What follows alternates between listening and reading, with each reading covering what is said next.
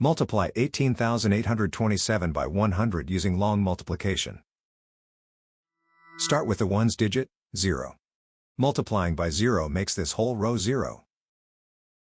The first partial product is 0. Now use the tens digit, 0. Start one place to the left. Multiplying by 0 makes this whole row 0. The second partial product is 0. Now use the hundreds digit, 1. Start two places to the left. 1 times 7 is 7. 1 times 2 is 2. 1 times 8 is 8. 1 times 8 is 8. 1 times 1 is 1. The third partial product is 1,882,700. Now add the partial products, working from right to left. The ones and tens columns each add to 0. Move right to left, 1 column at A time.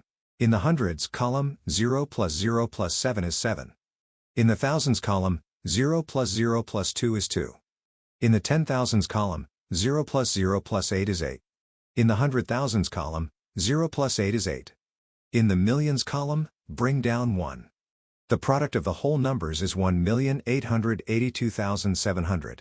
So 18,827 times 100 is 1,882,700.